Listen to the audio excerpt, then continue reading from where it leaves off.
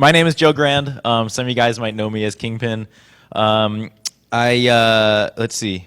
I guess I'll give you a quick rundown right now of why I'm doing this talk. I grew up in the hacker community. I've always been a hacker, and I've always been a hardware guy, an electrical engineer. I was part of the Loft back in the early 90s, the hacker kind of think tank in Boston, and ended up getting sucked into this TV world and just sort of never planned it, but ended up being a TV host of a TV show called Prototype This that was on Discovery Channel, and I'll give you a bunch of details of the show. But basically, I learned a lot during that time about how to try to convey boring technical stuff in a fun way that people can understand. So we thought it'd be sort of fun to give this talk and just share some of my experiences with the TV show, and maybe you guys can kind of get some ideas about little things you can do, in your report writing, in your video making, whatever it is, to kind of share the technical knowledge that you need to in a way that's kind of fun and won't turn people off. So anyway, we'll see how it goes. I usually give technical talks, so this is one I put together just for this conference. So I think it's going to be sort of fun. This is a little bit of an exaggeration, but this is what I think the security industry looked like 15, 20 years ago. And I have industry in quotes, but it's a bunch of guys hanging out doing stuff. And here's the security industry today. So you still have like all the hackers and the guys doing stuff, and then you have the guys in suits, which they're also doing stuff. You have some cool hackers. The media is involved. The internet has just totally changed the entire landscape of security. So now it's not just a bunch of guys, that are hackers that are doing stuff in their clubhouses or in their bedrooms, but it's guys that now, there's executives, there's PR behind it, there's companies obviously, running exhibits and marketing and sales. It's a real industry now. Notice the quote, the quotes are gone from here, right? So the security industry is a real industry, and you guys know that, and I know that. So it's sort of, you have this diverse collection of people now. It's not just technical people talking to technical people, or it's not just guys in suits talking to guys in suits. Except I see a few of you guys that are in suits that I know are technical, so you get the point, though. A lot of different varying levels of technical competency. Some people in the industry aren't technically competent, and they don't want to be. That's not their job. But they still need to learn information and learn about the research that you're doing in order to do their job. So we need to just figure out how we can share information the right way. Everybody has different agendas because the president of a company isn't going to be looking necessarily at bits and bytes, of some latest exploit, but they might need to know how to go give a talk on it at a high level to get clients. It varies for everybody. So what's the problem? The problem is how to creatively share information with people. So I mentioned advisories, but you have demonstrations, product demonstrations. If you're doing videos, I've seen a lot of really, really bad videos. And it's just a guy like, here's our software version 2.0. And when you click on the button, it does this. And that lasts about 30 seconds until you turn off the video. So if you're doing videos, you don't need like crazy video skills to do some fun stuff. Maybe talk about software functionality. If you have to explain bug fixes to people, who knows? Whatever it is, you just need to tell a compelling story. So this is sort of my example and what I learned about how to tell a compelling story through Prototype This. And this was something that, so I mentioned it aired in October 2008 in the United States. And it's basically 4 guys building prototypes of crazy things, and I'll run through all of that. Let's see. In February 2009, it just started airing all over the world. And it was made by the same production company that made Mythbusters. And they sort of had this idea of like, oh, okay, we'll just throw some guys in a room and start filming them, and we're going to have a hit show like Mythbusters. And obviously that didn't work. We were very well received. We had about 1 million viewers per episode, which I think is a lot. But we weren't this instant hit because we weren't marketed properly, first of all, but second of all, it just cost too much money and it took too much time to make each episode. So there was already this misconception right when the show started about how easy engineering was or how complicated engineering was. And I'll get into that. And that's why there was this battle between engineering and production, which is what forced us to kind of come up with these creative things. And you'll see there's all sorts of similarities to what I was fighting in this and what you guys probably have to deal with in a corporation. But the show's still up, the website's still up. It was a great experience. And here's basically, there's 4 of us.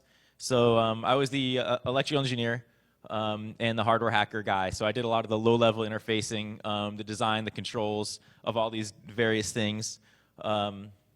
My son, who's 5 months old, just a few days ago, happened to make a cameo appearance on the last episode, which is airing later this month.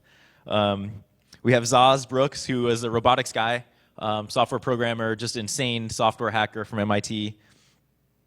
Then we had Mike North, who was a material scientist, mechanical engineer, who came from UC Santa Barbara. And then Terry Sandin, who was our machinist and special effects guy, and I guess what Adam lookalike from MythBusters is what they say.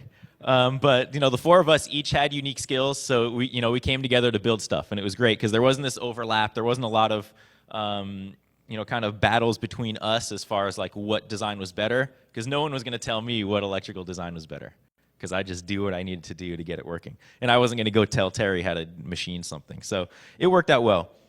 We built a lot of crazy stuff, so I'll run through a few examples. This thing was 10-foot giant boxing robots that would move based on the movements of the fighters outside of the ring. So we had those boxing gloves had accelerometers in them, and basically when you threw different punches, the robots would do the same thing, and we had glyphs on our back, so when you moved back and forth, we had a camera detect that and calculate the left and right and forward and backwards movement and move the robots. So that was sort of fun. Oh, I should mention that we did most of these projects in about 2 weeks, and with not a lot of money, and I'll get into that. Let's see, some other stuff. Let's see, I wonder if I can adjust. It's a little hard to see, the contrast is weird, but we did this 6-legged all-terrain vehicle that was basically a scaled-up version of some sort of insect. I can't remember exactly what kind, but it had this unique tripod gait. So once it was up and statically stable, it would always be statically stable. So we were trying to get these, basically you have 3 legs down at all times and you're kind of walking along. So that was interesting. I had to do a bunch of custom electronics design. We did one build, which is that center slide that says, "Oh my God, that's so weird." Is this something we called the virtual, we called it the Sea Cave, but the episode was called Virtual Sea Adventure, and it was basically this virtual underwater environment where you're scuba diving, so I'm completely immersed in water, and there's a projector around you, a dome projection screen, and then you're basically controlling a remotely operated sub in a shark tank somewhere else. And the theory was you could put it in a reef, in the Bahamas, and you'd be in your swimming pool controlling this ROV underwater. So that was totally crazy. Some firefighter projects we did. 30-foot giant water slide simulator that was totally computer controlled, and you'd sit in this thing, and it would basically project an image on the screen inside of this big moving donut that would spin, speed up, slow down, tilt left and right. There was water in it, and you'd feel like you're actually riding. So the stuff was like pretty technically complicated, and to be able to explain that to an audience is very hard, especially an audience of millions, when most people just want to see the final product. They don't really care how it works, and the goal of the show was to follow the engineering process. So, we had to explain stuff that was, boring to probably everyone outside of us. And I think we did a pretty good job at it. What else? We had an autonomous pizza delivery vehicle that would just drive down the street and deliver your pizza. A cannon, this thing on the lower bottom of the screen is a cannon that would shoot a life jacket out to somebody in distress out in the water. So you had a wristband transmitter that you'd wear in the water, and you'd hit a button and it would transmit your GPS coordinates. So there's all sorts of stuff. Oh yeah, and then this thing here, Zaz was in there. This is the Get Up and Go. It's like this sleeping pod that would rise up. Well, you'd sleep in it, and then it would shake you to wake you up. It would rise up, rip your clothes off, shower you, give you all like your hygiene stuff, toothbrush and everything, and then give you dry you, and then give you new clothes, and then it would open the door and you step out. So kind of like Jetsons. So all of this stuff we did with not a lot of money. We had about $13,000 build budget per episode, which sounds like a lot, but it's really not when you have to buy all of the steel and all of the equipment and all of the one piece just crazy electronic pieces, and not a lot of time. So they wanted us to do it in 2 weeks per episode. And actually, when we started, they were like, "Well, watching one build sort of boring. Let's show everybody 2 builds in one episode." And the episode's an hour long, so it'd be half an hour per build. So they wanted 2 builds in 2 weeks, which is just ridiculous. Nobody builds stuff in a few days. And then you have to be filmed, which is also a totally different thing. So you walk in the door 3 times so they can get different angles and everything. So, filming a scene ends up taking all day when you should be working on the actual project. So that was a challenge. We did end up getting a lot of companies that would actually give us equipment, and we'd just say, hi, we're on TV, can we use your $50,000 worth of steel? And they'll say yes, but there's a lot of times we still have to buy stuff. So here's where we started to see some similarities. So TV production and editors and executives, and I'll probably get sued for this at some point, but I figure the truth has to come out. Most of the people in the television industry aren't technical. They don't care to be, they don't want to be. They just want to see this final product. They want to see the finale, the build at the end. Basically, we were filming the show for 18 months. And at the end of 18 months, we still had executives in the production company say, can't we make it cheaper? Can't you do it faster? I don't understand what's so hard. And it's like, oh man, it's just really difficult. So they were the people that we were trying to convince, and we were trying to show through these crazy videos that I'm going to show you, that the stuff is hard, and it's hard to convey the difficulty of things a lot of times. So you could be working on a project, in the lab, and you're like, oh my God, I just spent 3 weeks. I found this crazy buffer overflow, and I flipped this one bit. It's so cool, and you tell all your friends, and they think it's awesome, and then you go and tell the CTO or whatever. He's like, I'll get it. Or you tell the CEO, and they're like, oh, that sounds easy. It's one bit. Of course, So how do you convey that stuff? And they didn't understand the complexity of the tasks, and that just killed me, because I run my own business outside of the show. I do product development and licensing, and I break products sometimes, and I basically do my own thing when I want to, the way I want to. So to be able to now be face-to-face with people who are trying to make a TV show based around our work but not understand it was hard. And they just assumed everything was easy. So there was also no planning, no pre-production. For the first 6 episodes, they just threw us in a room, and the 4 of us tried to figure out what we had to do. And of course, they're like, hurry up and start building so we don't waste our cameraman's time. So very, very challenging. Over time, they learned a little bit, and we got to actually produce some stuff in advance so we could actually film interesting things. And they also wanted stuff like this, X-ray glasses. They're like, can you do the personal force field in 2 weeks? And we're like, no. But we can build you a water slide. And actually, that was one of the things, we needed to come up with stuff that had never been done before, that looks cool on TV, and that we could do in 2 weeks. And if you go to YouTube, pretty much everything's been done to some extent.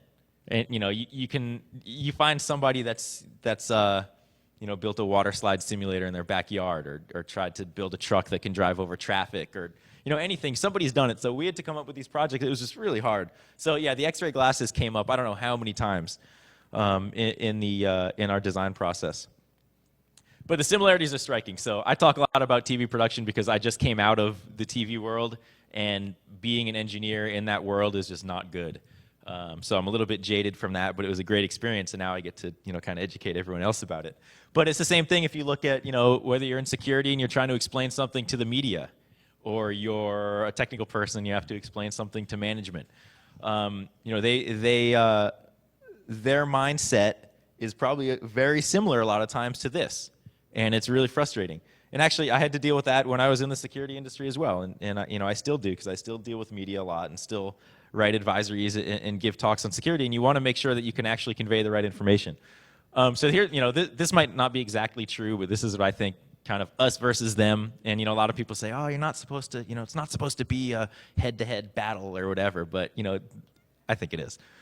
So in television, what we wanted to do is kind of show off the smart engineering stuff that we could do, do all these clever designs, so our peers who watch the show would be like, oh, those guys are smart. They're not just talking heads that are reading off a cue card.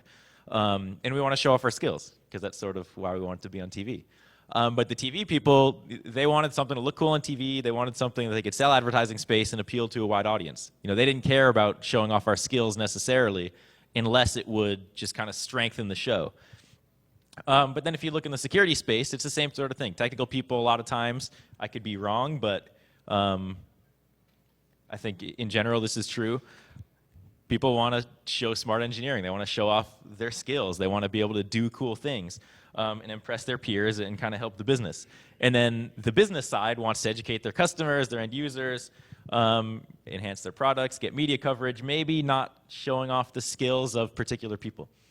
So I think there's similarity there.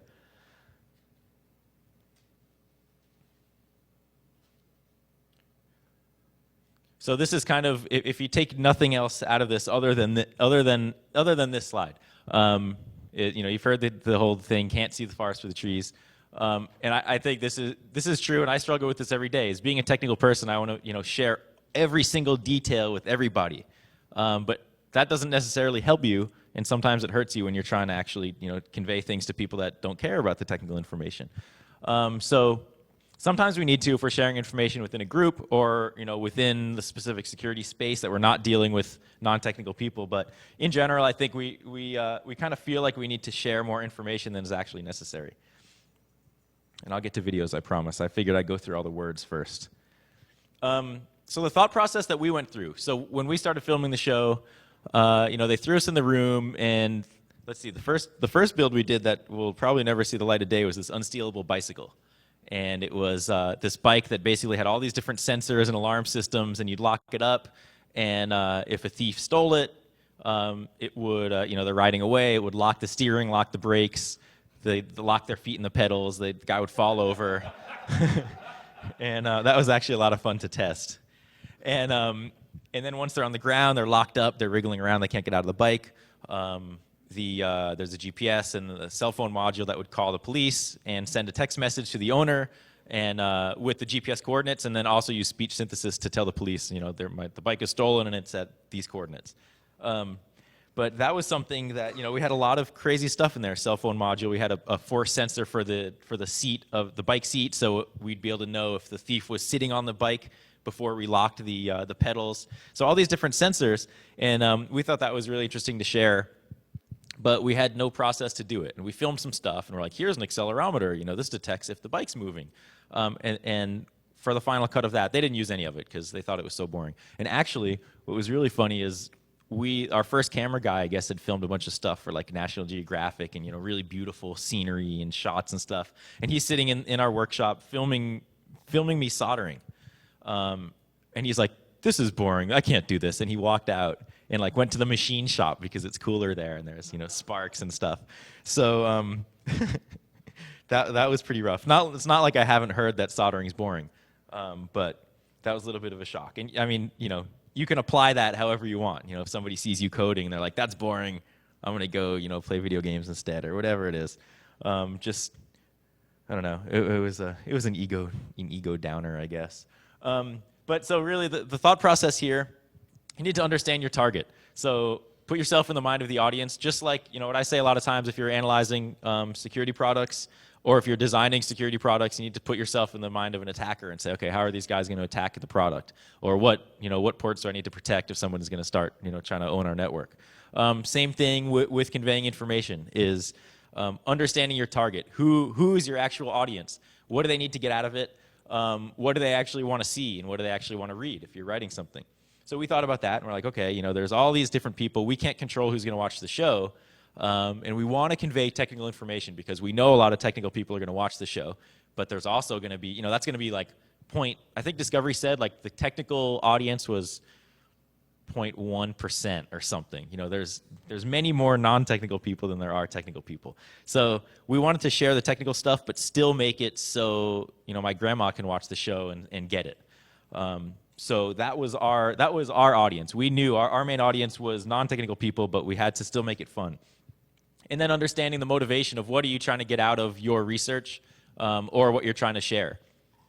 So these two are sort of related. What information do you actually need to present? So if I'm talking about accelerometers, I might not need to get into the detail of exactly what an accelerometer is. If I can just say at a high level to the people that don't know, an accelerometer is going to give you a representation of acceleration or whatever. And you can visually show it, and I'll show you examples of that. And then what does your audience need to take from it? So really, I don't know, this is my attempt. Obviously, I can't tell you guys how to write better or edit video better, but it's just sort of, maybe this stuff will help you a little bit in just giving you ideas about how to creatively do stuff.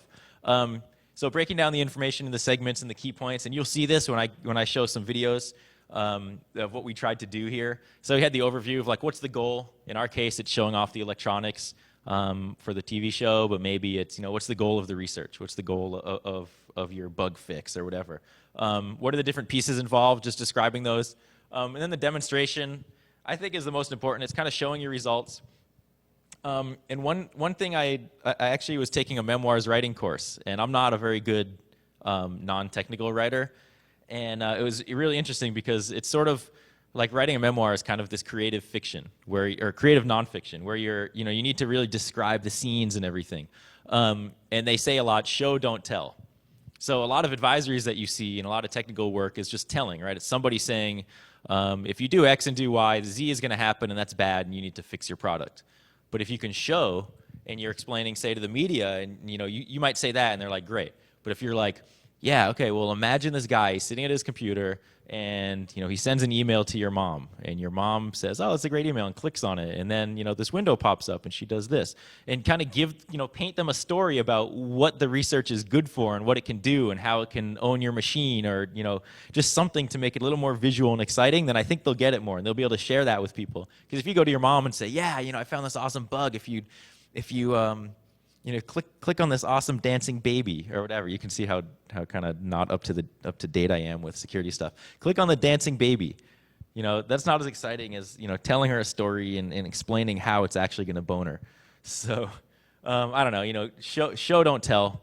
I think applies to this stuff. Not only like creative nonfiction. Any additional details, if you do need to give details, that's fine. And then a conclusion, explain what you've just achieved. It's just like if you're writing, and tell them what you're going to tell them. Tell them, and then tell them what you told them. But I don't know. This is sort of what I follow. So we thought about that when it was time to tell our TV story, and convey this information. That it took a long time to come up with a way that we could actually show the stuff and then have Discovery go, oh yeah, that actually works. Because even when we sent them these segments, and I'll show you a few of them, we had guys over there go, I just don't get it. It's too goofy. It's too funny. And then, we'd send them a straight one, and they're like, it's too boring. Yeah, we don't like it. So, even after we did it and they'd air it and people would love it, and then the executives are like, I don't know. But then they ended up leaving them in, and they totally worked. So it's just a matter of kind of getting them to accept that. Because we were doing something that had never been done before on TV. We weren't just grinding stuff and building motorcycles. We were building products and having to show the complexity with that. So there's 3 different ways that we did this. One of them are podcasts, and I'll explain where all these are. Then we had demonstrations and tests, and then the payoff, or the finale. So the podcasts were something that basically was something that we came up with because we had to explain the accelerometer, we had to explain these different position sensors we were using, or the actuators, or whatever, or coding. How do you explain coding to somebody? You film a guy typing on a keyboard, or you film a guy soldering. It's like you can only show so much of that. And what they ended up doing actually is time-lapsing a lot of my work. It's like Joe goes to work on building the circuit board, and he's done, and now we go to the shop. So at least they showed it. But so these were based on some podcasts that I did with Brie Pettis, who used to work at Make Magazine.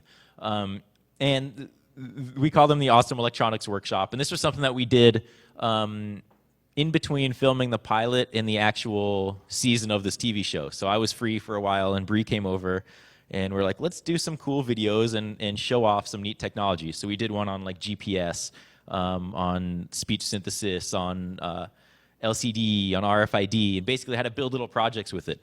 But we didn't want to just be this, a bunch of squares and just saying, plug the LCD into the RFID module, into the microprocessor, and do this. Like, we wanted to have fun with it. So we came up with these like crazy, quirky, funny, jump cut sort of things where it was a lot of fun, and we got to be really goofy, but we still shared the information. And most of the time, people liked them. I think we had a few 100,000 hits, and once in a while, we'd get somebody who's just like, I just want to see the technical content. But everyone else is like, it's sort of fun. So you can check those out on the website. But that's where it came from. So when we came back from our break and started filming the season, I showed these to the editors and to the producers. I'm like, maybe we can use something like this in the show. And they're like, oh my God, that's awesome. This has never been done on TV. We can be funny and goofy and like try to show stuff off. And I'm like, yes, I can be myself. And it was cool because I'm totally goofy. You can tell. So anyway, so the first one I'll show you is, so I'm going to show you 2 different podcasts. And I have a bunch of them, and I'll show them to you forever if you want. But for now, I'm just going to show you 2. So the one on the left, which I'll show you first, is from our Anger Management Demolition Derby build, which basically was remote control cars that are affected by, the performance is affected by your physiological state. So you're controlling the car with a PlayStation 2 driving controller far away from the car. And then you have this emotive headset, which is connected to your head, that's measuring various brainwave activities that is supposedly measuring your thoughts. So you have to think about, the initial thing was you think about moving forward and the car would move forward. You think about moving back. But we changed it to you think about starting the car and the car will start. And then we had galvanic skin response, which is measuring the sort of moisture stress response of your fingers. And that would reduce the speed of the car. So if you're too stressed, you can't drive as fast. So that was kind of fun. That was a little bit of a stretch as far as the usefulness of the project, but it was still fun. So we came up with this podcast to explain some of Zaz's code, because we had all this different hardware connecting together, sending data over the network that would end up going to this one computer that would process everything and then send information out to the remote control cars. So even more so than electronics, Zaz hardly got any love because he was doing software all the time. And it's like, oh, look, Zaz is at the computer again. This was a really good example, I think, of trying to explain like multi-threaded software. So let me see if I can actually do this. This will be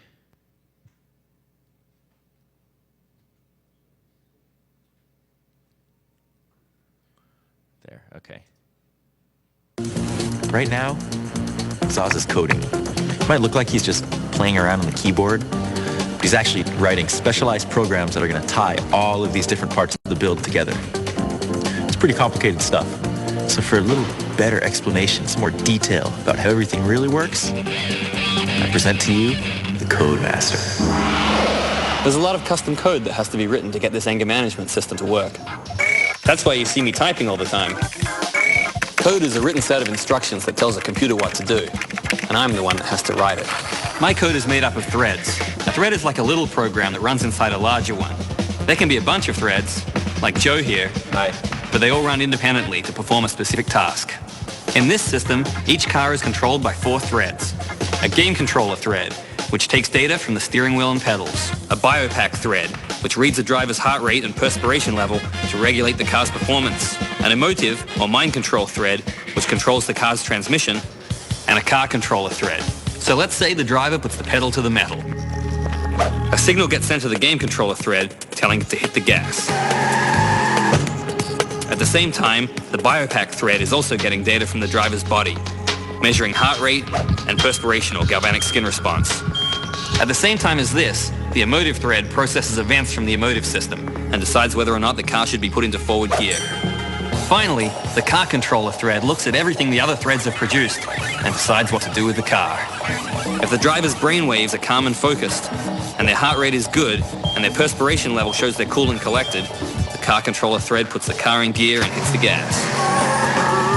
But if the biopack and emotive threads show agitation, then the car controller thread will slow things down because the driver's getting too stressed. This is all just for one car. For 4 cars all working together, that's going to be a lot of threads. And if I can't get all those threads to work together, we're going to be dead in the water.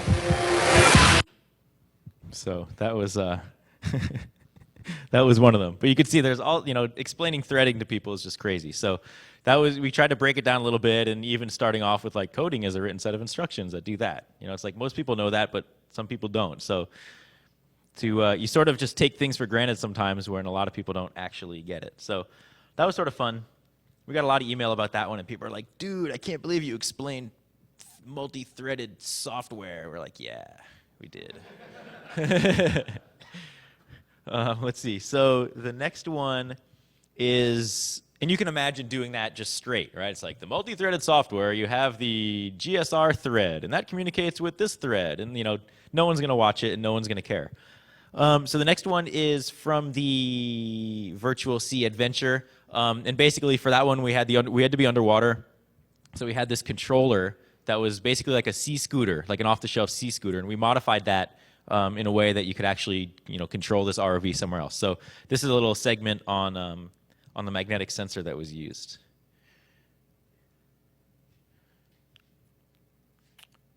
Here it is. Oops. It'd be nice if it opened in the same window. But it did not. Okay. Normally, control would come from a joystick, like you use in your basic video game. But most electromechanical devices don't do so well underwater. So I've come up with a solution. Using magnetic position sensors. So I got the magnet, and I got the sensor. Pretty small, huh? Well, size isn't everything. It's how you use it. This nifty device can measure a magnetic field and determine the position of the magnet in proximity to the sensor. As I move the magnet over the sensor, the output voltage of the sensor changes depending on the magnet's position.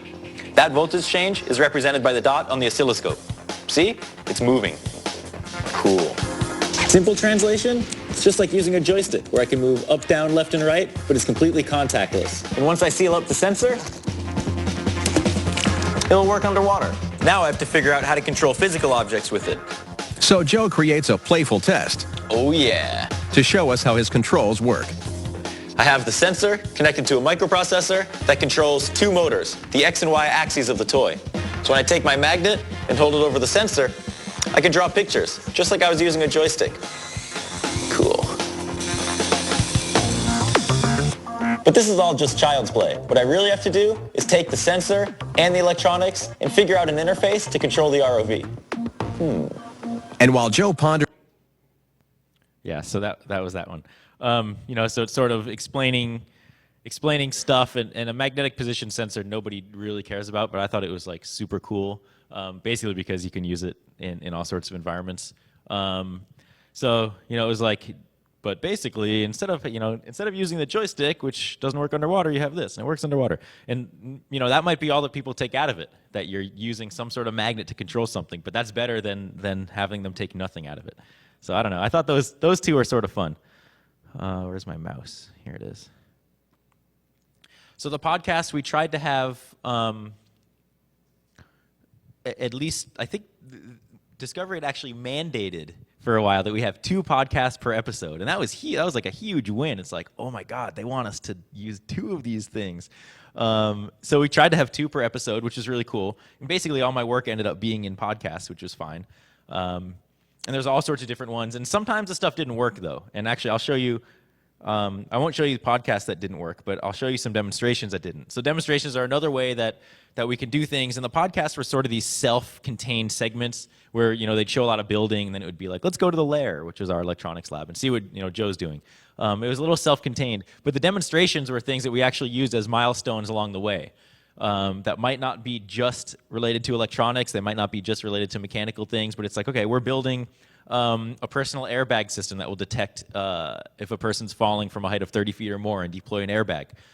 So one of the tests was, okay, let's, we have the electronics done.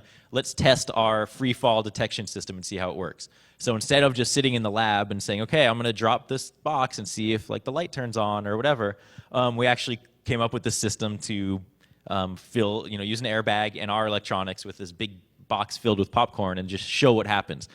Because we didn't, as engineers, we didn't need to do this, right? But to the audience, to kind of share something fun, we needed to do that. And this was sort of the heart of the show, is doing these demonstrations. Sometimes they didn't work because we'd try crazy things. And I'll show you a few of those that they didn't use on the show. But sometimes they did. And just to make stuff fun. So let's see. The first one I'm going to show you is is for the wearable airbag episode. Actually, I'm going to show you 2. So the first one is, so of course we had to do some research first. And most of the time if you're researching, you're in your lab or you're at your desk doing research. But we needed to show our research to explain why we're doing research and why we're doing the build. So this first video is some research on airbags. And we had to show why we couldn't just use a regular car airbag to deploy and to save you as you fell from 30 feet, right? It's sort of like we knew that we couldn't use an airbag, but everybody, the viewers, are going to say, oh, well, these guys are building an airbag. Why don't they just use a car airbag? So we had to show why you can't. So this might be, you apply this to security, and it's like, well, why can't you change the reset vector? I don't know. Well, let's see. Anyway, so we had to do our research, and here's what it looked like. 3, 2, 1.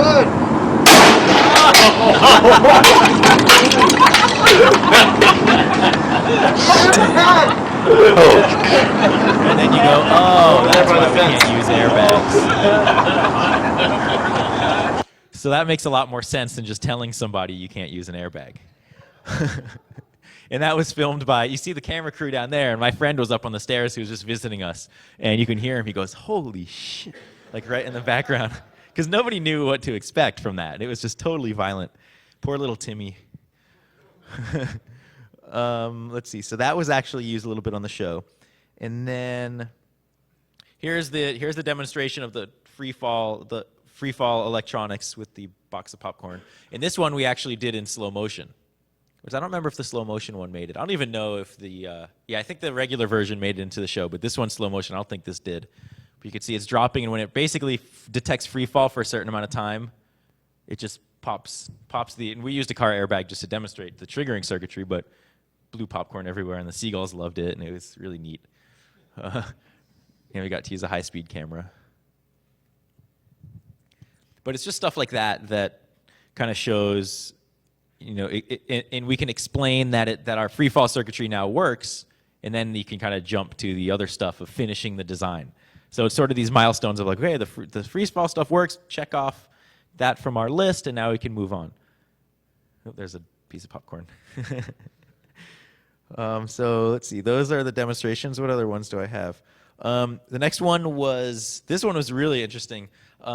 So we're using this mind control headset, this emotive headset for the anger management demolition build. And this thing is a brand new headset. It hadn't even been announced yet. And the company, they had 4 of them in existence, and the company gave us 2 of them to use for the show. And it was just this totally complicated thing about, you know, it's measuring your brain waves, and usually controlling stuff on a computer screen. It's designed for video games. But we wanted to use it to control physical objects, and like it's just such this obscure thing that's hard to explain to people. So we came up with this cool demo that I'll show you here. And this was actually, I ripped this from the website, so the quality is really bad. You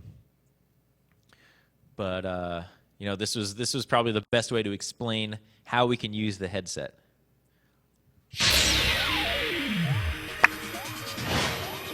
Until now, the emotive headset has only been used to move objects on a computer screen. But Zaz has created a test to see if the thought-reading headset can be used to move a real object, a variation on the classic psychic spoon-bending trick. Here's how this test is going to work. I'm going to be concentrating with the emotive controller to push that cube on the screen. When I push that cube, it's going to send an event to my code, which is going to send an electrical signal along these wires, which is going to talk to this servo controller, which will turn on this E-switch, which will send power to this actuator, which will bend this spoon. The good old spoon bending test. Enable power. All right, you're good to go. All right, spoon, prepare to get bent. The headset is picking up electrical signals from Zaz's brain that are fed into the computer. And when he calms himself enough and concentrates, the computer triggers a motor that pulls down a wire, bending the spoon. That spoon looks bent. Uri Geller, eat your heart out. Your powers are strong.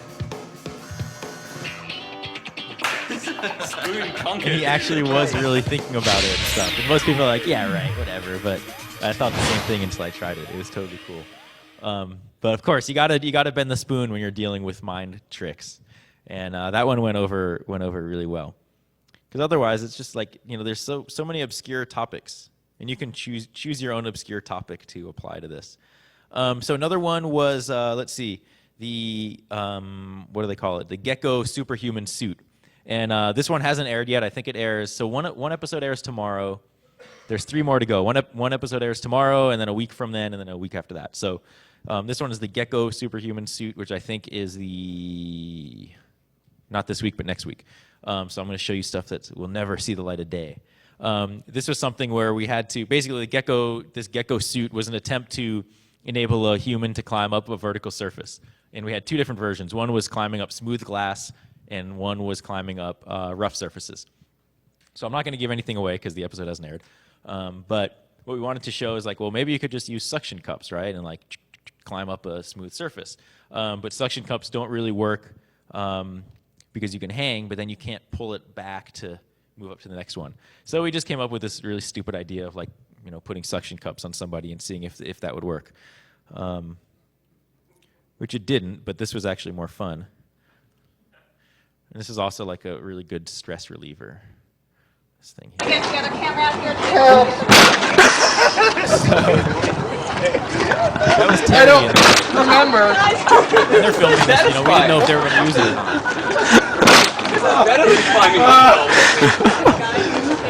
Hey, anybody? You can hear me laughing. isn't it? I've got a great idea for a film. This is like anger management in fast. I'm pretty sure. Be careful now, guys. So, what's that? Yeah, right. Actually, that was Terry. So there wasn't a lot of machining for him to do on this part of the project. So we figured he actually volunteered for that one.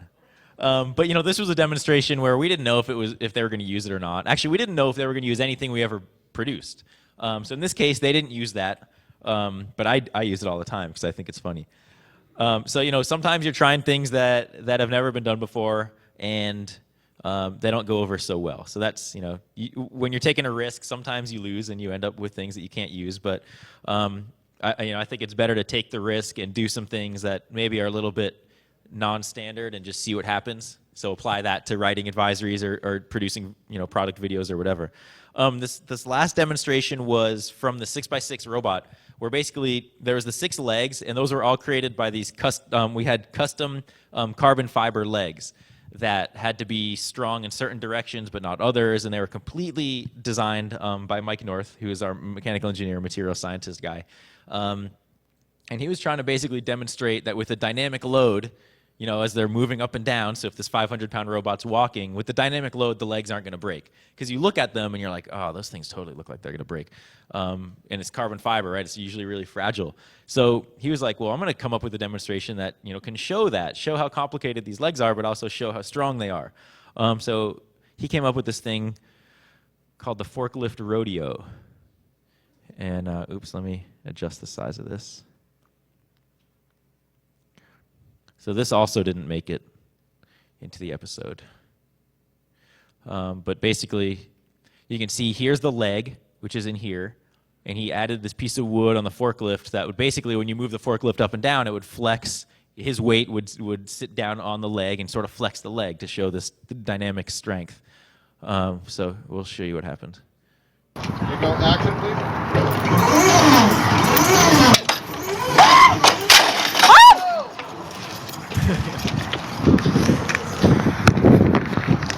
So, meanwhile, I'm upstairs laughing my ass off. And so, yeah, some tests don't go so well.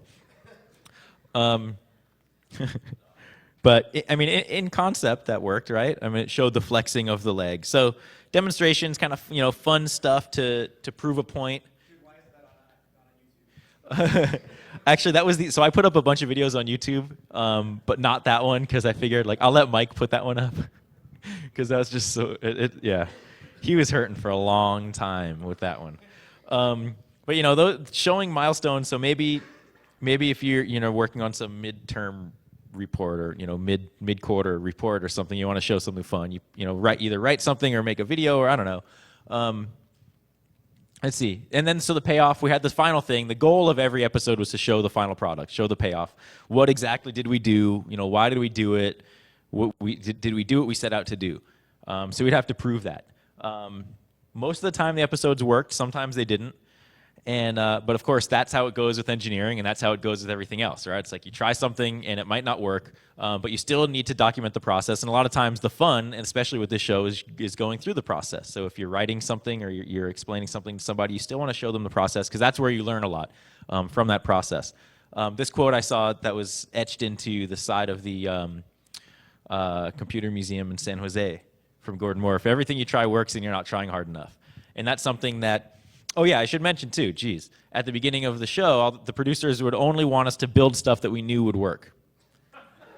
So, besides all of those other constraints, it's like, well, is it going to work? I don't know. Okay, so don't do that. When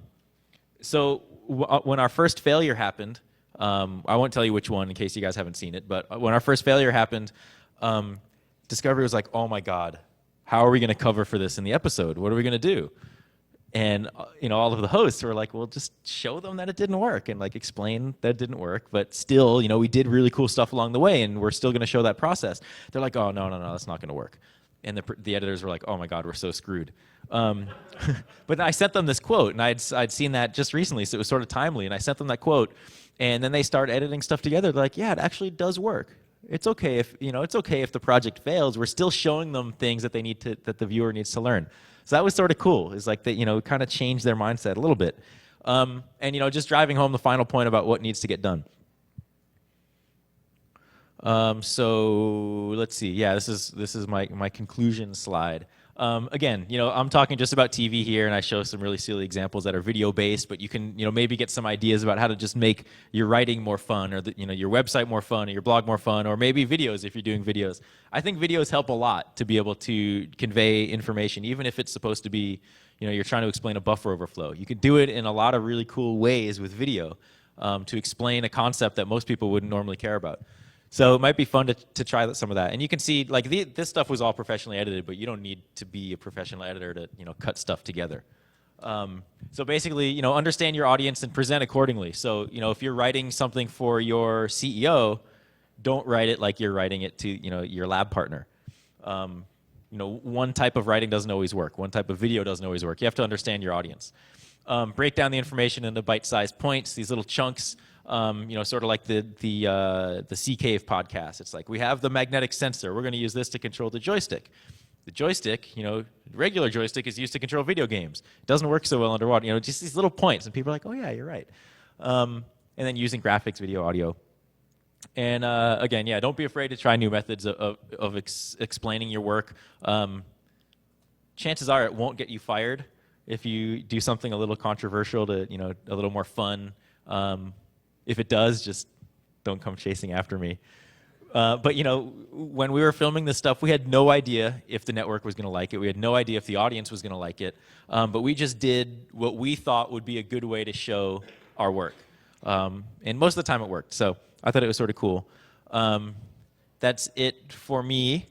If you guys have questions, you can email me, or we have a few minutes if you want to ask questions here, or if you want to see more videos or whatever. I'm happy to show you. Oh, and also I'm going to mention this, a little plug. I run a charity called Kingpin Empire, which is, there's a desk outside right near the t-shirt booth. That's basically collecting money to donate to various hacker-related, technology-related, health-related charities just to help out the community. So all the money from t-shirts and stuff go to the charities. And there's a flyer out there, you can read about it. So go check it out. But that's it. So any questions? No questions? There's a question. Two questions. Yes. There's a fair amount of thrashing that goes on beforehand before you actually get to the point where you have something to present. So did they really film you going through the whole process, or did you build a bunch of stuff first and then you kind of recreated it for the camera? Right. So the question was, there's a lot of real work that goes on that sometimes isn't always shown. Thrashing around. Rob and I did a hardware hacking project once, and there's a lot of stuff that goes into it before you write the final report. So did they actually film all of that? Sometimes, yes. But they'd basically only film stuff if I go to them and say, okay, I'm about to rip this thing apart. You want to film this because something might happen. But most of the time, they're like, rip it apart, get it to the point where you can explain something. So for like the circuit design, when I was designing maybe even building the prototype for the demonstration for the podcast, they didn't film that because they just wanted to see the final sort of product of moving the magnet over the sensor. So they didn't always film everything, much to my chagrin. I thought they should have, because I think it's exciting. But they did film a lot more of the cutting and grinding and welding than this stuff. So we had to kind of fight to get our stuff shown. There's another question. Yeah, I was trying to understand the kind of like the dynamics going on. I think the production company doesn't understand what makes Mythbusters a success. Yeah, that's. The heart of Mythbusters is the relationship between Jamie and Adam, and they show simple pieces of science, Right. a little bit at a time. People love watching technology, and they love watching you in Photoshop. Right. So they'll watch Norm Abrams sand stuff, they'll watch you sand stuff. The thing that they don't like is information overload. And I think that, as TV Yeah. Prototype this has far too much going on. And, you know, as folk know, I'm going to be retiring soon. I'm going to be building a dog. And I'm going to be podcasting it every night. Cool. Now, for that build, I've been collecting parts for 2 months now. I have every piece of fiberglass, every piece of wood, the metal, I have the mills, I have the lathe, I have the plans. All that planned out in advance. And But you're the lucky one.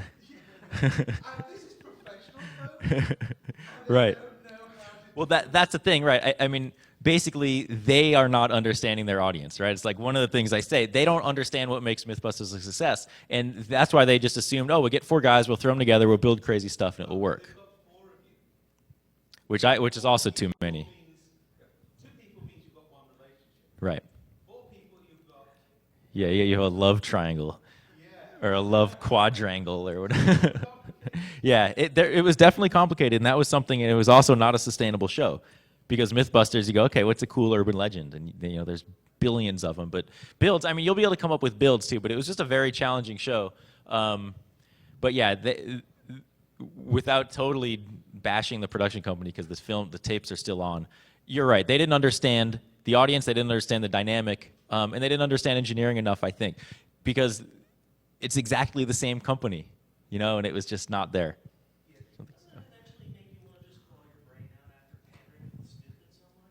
Yes. I was very relieved when I found out that we weren't doing the show anymore. It's a challenge, and you know, people have to deal with it all the time. Luckily, I don't, because I work on my own. But you know, there's people that have to deal with this, you know, type of, you know, whatever idiocracy, whatever you want to call it, every day, and they want to claw their brains out. But to a point, you know, we knew that we had something special, and we could kind of share our passion with the world. And it was like, well, you know, I just wanted to get an entire episode done so I could have the DVD set. And I was like, okay, I'm going to suck it up and do it, and fight with these guys. And, you know, maybe I can impart some knowledge on them, and maybe they'll get it, and maybe we'll be able to share stuff with people. And the TV show actually, you know, spawned some of the audience I got emails from. They're like, oh my God, you made engineering fun. I'm going to go be an engineer. And it's like, that's cool. So you deal with a bunch of idiots for a while, but then you get people that are actually, you know, their life is changed by it. So there was definitely good that came out of it, you know, but it was a learning experience and it made me think about the work I do and how I can just share it with people so they actually care. Any other questions? No? Good. All right. That's a wrap. Thank you.